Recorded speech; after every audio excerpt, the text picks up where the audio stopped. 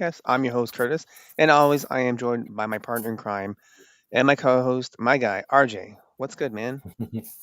What's up, Curtis? Man, I'm good. I'm good. But I had an interesting morning, and I'll just say that. Oh, we're going to need that story. But first, RJ, for anybody who's new to the show, give us a little background on you. Sure, absolutely. So I'm RJ. I have two grown kids. My son Josh, he's 32. My daughter Amanda, she's 30. So I've been through the trenches, right? And I've got some battle scars to prove it. Right on. And what exactly why we love having your perspective on the show because you're not in the thick of it anymore. You can look back and actually laugh at some of the stuff, right? Yep, I laugh now, but wasn't laughing back then. Trust me on that one. Right on. Fair enough. Fair enough. All right. So today's topic, and this is a big one. This one I think every parent relates to. We're talking about teaching kids responsibility without nagging. Oh, without nagging, are you sure? Yeah, I'm pretty sure about that. Yeah, my kids used to call nagging that broken record, right? Like I'd say something and they'd literally melt the words along with me. Like, that's pretty funny, buddy. I think I've seen that Yeah, I'm before. serious. That's funny Yeah, stuff. exactly. Josh, one time you had to, I guess you probably were about 13. Yep. I'm doing my whole, you need to clean your room. I shouldn't have to keep telling you speech. And of Mm-hmm. course, I look over and this boy's mouthing the words with me, every single word. Well, that is kind of funny, but it can be also devastating too, right? Yeah, it's humbling, right, Curtis? Very humbling. Yeah, because here's the thing. And this actually backs up what folks over at Parent Sports Circle put together. Nagging doesn't actually teach responsibility. It teaches kids to tune you out. Or Mm, worse, it teaches them only to do things when you punish them. So it gives them that sort of like, oh, I got to do it because dad's saying or mom's saying it, right?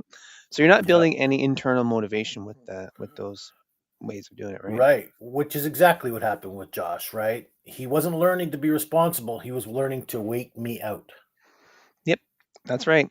And there's the difference between compliance and responsibility. What I think is such an important distinction. Compliance is I did it because you kept bugging me. Responsibility is I did it because I understand why it matters, which is good. That's real, yeah. And I didn't figure that out until Amanda came along and I had to try every different approach because what I was doing with Josh, the lecturing, the repeating myself was not Hmm. working. Yep, that's right. So let's get into some of the actual stages because I think this is where it gets really practical and useful for parents listening. And the first one is something I personally love asking better questions instead of giving repeated reminders. Tell us more about that because I learned this later in life. I did not learn this when my kids were growing up. Yep, right on. So here this what they can hear. So instead of saying, "Did you pack your backpack?" Don't forget your backpack. I swear. If you forget your backpack, instead of Right. that, right, give them like a demand. Instead of that, ask things like, "Hey, what's your plan for remembering your backpack tomorrow?" Or what do you think needs to happen before we leave? So it gives them that thought process, right? Right, you're turning it back on them, right? That's right. That's right. Perfect. So you're making them think it through. And when a kid thinks through something themselves, they feel ownership over it. And ownership is everything. Yeah, we know that. Look, I started doing something similar with Armanda, but I didn't even realize I was doing it, right? She used to always forget her lunch, like Yep. chronically. And finally, I just stopped packing it for her and said, Armanda, what's your system going to be? Right. And she came up with putting a sticky note on her door. Oh, and did that work? Yeah, mostly. I mean, she still forgot sometimes, but the Hmm. difference was it was her sticky note, right? Her system. When she forgot, she couldn't blame me. That's right. So that's the whole thing right there. Now, the next strategy goes right along with that setting expectations together, not just handing down some rules from high, but actually sitting down with your kid and going, okay, what are we going to agree you're responsible for this week? So, like a See, weekly that check feels in, right? radical to some parents, though, right? Like some people are going to hear that and go, I'm not negotiating with my 10-year-old, right? Yeah, that's right. And I get that. But it's not really negotiating, it's collaborating. That's the difference. You're still the parent, you still have the final say, But when kids help build the plan, they're way more bought into it, so they're more willing to Hmm. cooperate. Yeah, it's like the difference between your boss assigning you a project with zero Hmm. context versus your boss saying, "Hey, what do you think the best approach is for this?" Right? Which one are you more motivated by? Yeah, probably the second one myself. That's a great analogy as well, RJ. And then the third thing, and this one makes some parents nervous at first, neutral consequences. Oh, I like this one. So this one is hard because your instinct as a parent is to protect your kid from any, Hmm. discomfort. That's right. But the discomfort is the teacher. It really is, right? So, like the example they give, if your kid forgets their lunch, they eat whatever sad thing the school cafeteria has left over. And guess what? That's pretty memorable as a consequence. Yeah, it's way more memorable than you reminding them 17 times. Also, some of the food you get at cafeteria can be like, I don't want to do this again, right? If you remember Yeah. your school days. Yeah. I remember one time Josh forgot his cleats for soccer practice Yep. one time. I was at work and couldn't bring them. He had to sit out most of practice, and I felt terrible. Oh yeah. But did he ever forget them again? No, he did not. Yep, yep, that's it. The lesson landed because he felt it. Now, obviously, you're not letting your kid experience dangerous consequences. We're talking about age appropriate, neutral outcomes here. Right. So common sense applies, right? Absolutely. Okay, so the next one I want to hit is breaking tasks into clear steps because I think we underestimate how often kids don't follow through simply because they generally don't know what we mean. Oh, this one is so true, right? Like clean your room means something very specific in your head as a parent, but in the kid's head, that can be overwhelming, vague, and blog of a task. All right. So Amanda used to always get stuck in her room. Yep. I'd check on her and she'd just be standing there like a deer in headlights. And I'd be so frustrated, like, what are you doing? But she just really didn't know where to start, what to do next, what to do first, where to get going. Yeah, yeah, that sounds like a interesting thing. So instead of just clean your room, it becomes first pull the clothes, put all your clothes that are dirty in the hamper, then make your bed, then pick up everything off the floor. Three clear steps. Now they have a path. So once they know what to do, they can actually follow it. And you can celebrate when they finish each step, right? Which brings up another point. Yes, that's right. Celebrating progress, not perfectionism. We'll come back to that. But first, memory tools because I think a lot of parents take it personally when the kids forget things, like it's a character flaw. But for a lot of kids, especially younger ones, their planning skills are just developing. Developing. hmm Developing, that's a generous word. Yep, I know. But it's true. Their brains are literally still building those executive functioning skills. So instead of nagging them to remember, you build systems that help them remember themselves. Checklists by the door, visual schedules, alarms they set on their own device. The they said it themselves part is key, right? That's right. It's huge because, again, ownership. If I set the alarm for my kids' room on their phone, it's not really a thing, right? But if they do it themselves, they have the ownership over it, right? Yeah. Josh had this whole system in high school where he had his backpack stuff divided into sections, and each section had a checklist taped inside. Oh, yeah. The kid came up with it by himself, right? Never thought I'd see the day, but I was so proud to see that. Nice. That's pretty good. And that's what we're trying to get to. We want them to build their own systems. Yeah, it just took a few years to get there, but a little bit of pain along the way, but eventually, some Yep. some growing. Yep. And that also leads to adult life too, right? Even for us, RJ, for all of us, okay? Real contribution. This is the one thing I feel strongly about. Responsibility actually sticks when kids feel like they genuinely matter to the household. Like their contribution is real, not fake busy work. So say more about that because I think there's a tendency to either do everything for your kids or give them chores that feel like punishment. That's right. And neither one works. The research on this is pretty clear. Kids who have age appropriate, meaningful roles develop more confidence and a deeper sense of responsibility. So for little ones, it's feeding the pet, putting away their own toys. School age kids can set the table, sort laundry. Teens, they can plan meals with the family, pack their own lunches, real stuff, you know? Yeah. Amanda started cooking dinner once a week when she was 15, right? Full dinner. And she was so proud of herself. Yeah, that is awesome. I know when I was younger, I discovered cookbooks. So I started saying, "Oh, hey, how do I do this? How do I do that?" And I started learning how to cook through cookbooks, and I Yep. started cooking meals for my family too. And it was awesome because even today I still cook, and I love it. And Yeah.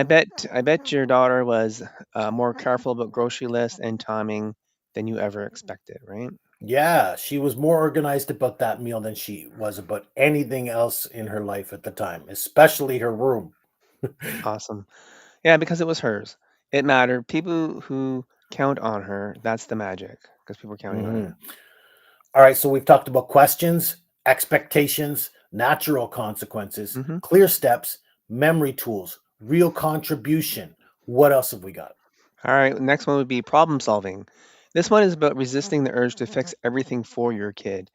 When something goes wrong, instead of swooping in, you ask, what made this hard? And what could you try to do differently next time? Right? And that's so hard in the moment, right? Because these things frustrate us, but Yep, remembering that this is a tool, right?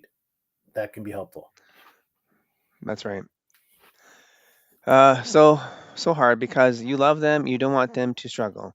But if you always fix it, they'll never learn to fix it themselves. Yep. I had to learn this the hard way, right? Josh would come up with a problem and he'd call me and I'd immediately go into Yep. solution mode, right? And then, I was told by somebody else, by a counselor, let him work through it first, right? And Yep. then ask him what he thinks he should do. I was like, oh my God, oh wow, like, what a tool. And I was being a tool, but that was Good a tool for because him. you're still learning. So for him, you're that's funny, because you were still treating him like he needed. You solved it when he actually had the capacity to figure it out because he got older, right? So Mhm. somehow, I guess Yeah. parents we And think a kid's still little, right?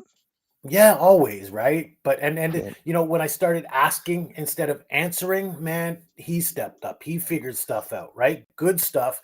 And we were both proud. I was proud that he was achieving. He was proud Hmm. that he was taking ownership. That's great. That's the goal, right? We're working on ourselves out of a job with our kids, Yeah, slowly but surely. and then there's modeling because we can't talk about responsibility without talking about what we do. Kids do watch us all the time, even when we're sure they're not. Especially when we're sure they're not. Yeah, that's right. Like how you respond when something goes wrong, whether you follow through on what you said you do, or whether you apologize when you mess up. That one, apologizing. I think that's underrated as a parenting tool.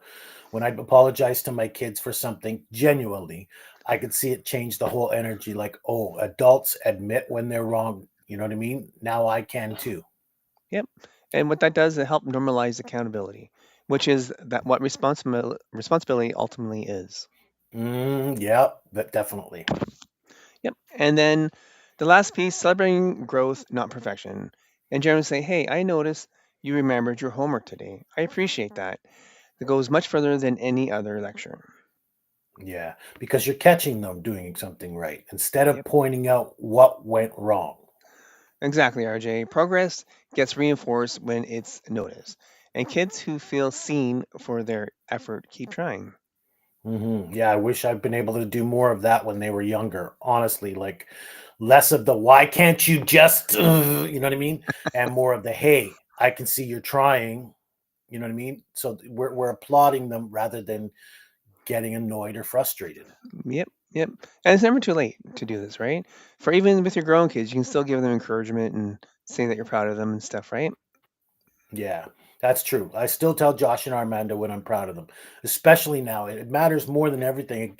Now that they're on their own, Yep, they have to be able to constantly feel that sense of accomplishment. But I wish I'd been able to do that more when they were younger. You know what I mean? Um, who knows? yep, Like I do. I feel like I did my kids an injustice because I was constantly on their case instead of more encouraging. yep. Right on. That's pretty beautiful, man. And it's also real. So, all right, let's bring this home, RJ. Quick recap of what we covered today. Instead of nagging, you can ask better questions. That puts the thinking back on your kid. Set expectations together so they have a buy in. Let natural consequences do some of the teaching for them. Break tasks into clear, manageable steps. Build memory tools that they control. Give them real, meaningful contributions to the household. Encourage them with problem solvings instead of fixing. Model responsibility yourself and create and celebrate the effort and the growth. And we said we were giving them tools today, right? And I think we've been Yep. able to kind of fill that toolkit right here today. So Hmm. this is a powerful Yep. episode. Yep. It really is. And none of it requires you to repeat yourself 17 times. Mhm. Which is great for your voice and your sanity. Both. Yeah, that's right. Before we wrap it, RJ, any final thoughts for parents listening today? Yeah, look, I've said it before on this show and I'll say it again. Give yourself grace too, right? You're gonna nag sometimes. Look, I still do it even Hmm. now, right? I've learned a lot of these lessons, but you're human. And if you can catch yourself and try one of these approaches even once this week, you might be surprised the Yep. response you get. And then kids rise when we give them the chance to, but come back to this episode. Once you see that it's worked, come back and take another tool from the toolbox and try and apply that. Yep. Yeah. Awesome, RJ. I love that. And I'll just add something here. You don't have to figure all this out alone. That's literally why you're here. And if you're looking for a community of parents who get it, check out Parent Support Circle. It's a space where real parents share tools, real encouragement, and real talk. Just like we talked in the episode, you can go to parentsupportcircle.com and get set up there Yeah. and join the group. Real talk is right. You know what I mean? So love it. Love what we put out here. All right, guys, that's the show for today. Thank you for listening to the Parent Support Podcast. If episode has helped you, share it with another parent who needs it. Leave us a comment, and if you're watching on YouTube, subscribe, like, and ring the bell so that next time we go live, you can check us out. And if you're on Facebook, leave a comment. And if you join the community, say hello. Yep. Until next time, I'm Curtis. I'm RJ. All right, guys, take care of yourself and take care of your kids. Later. Later.